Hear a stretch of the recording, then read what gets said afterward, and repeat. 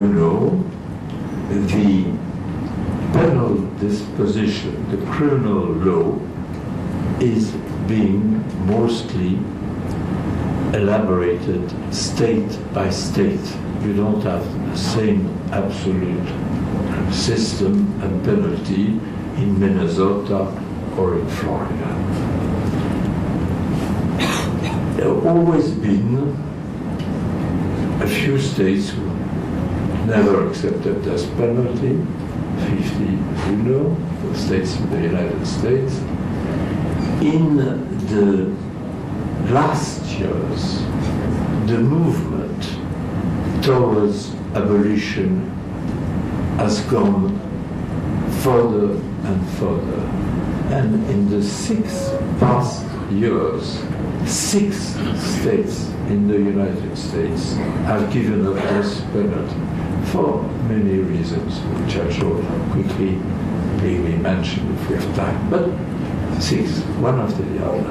And the number of execution since Mr. Bush has left the White House, which is only a coincidence, the number of execution has lowered by 50%. From 100, it has fallen to less than 50. And it goes on and on. In fact, and that's the point which I wanted to stress.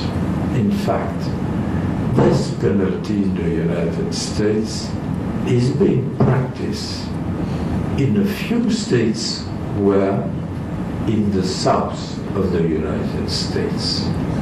And most notably, the ones who were members of the secessionist group, the ones who wanted to keep slavery.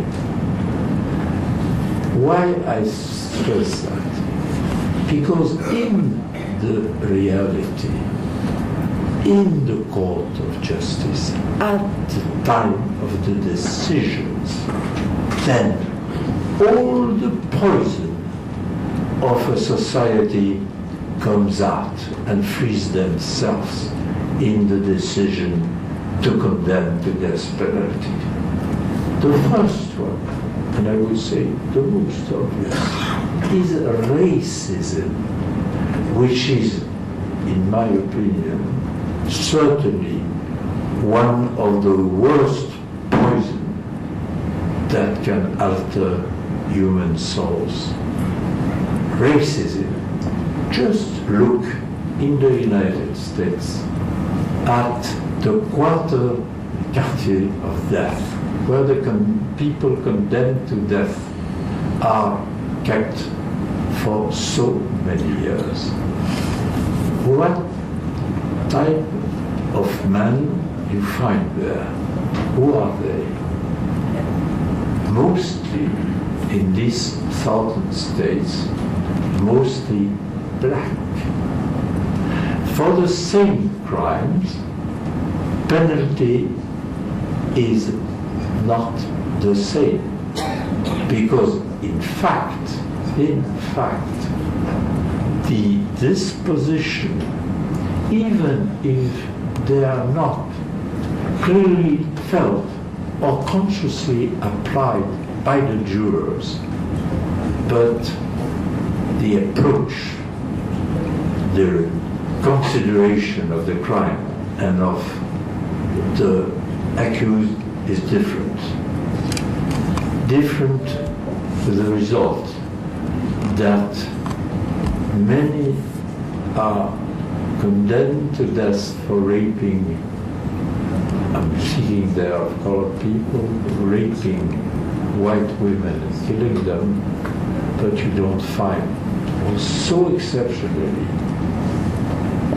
white being sent to death for raping a black woman and then killing her.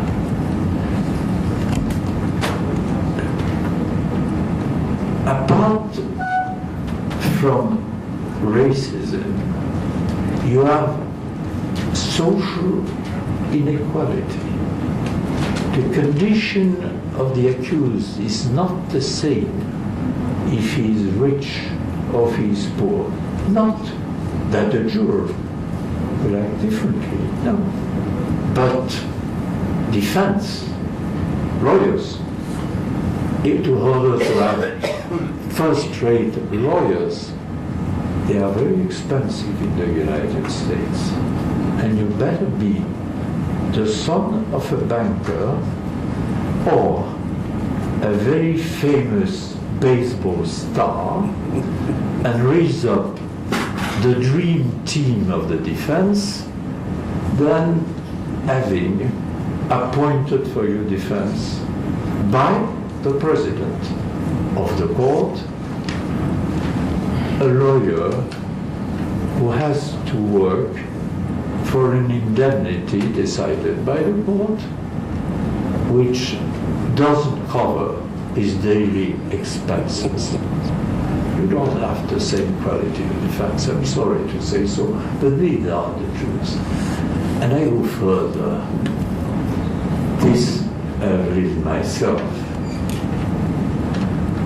Many of those cases, you have persons who are suffering great disabilities of personal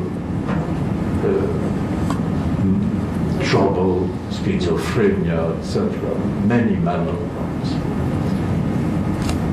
The word of the expert psychiatrist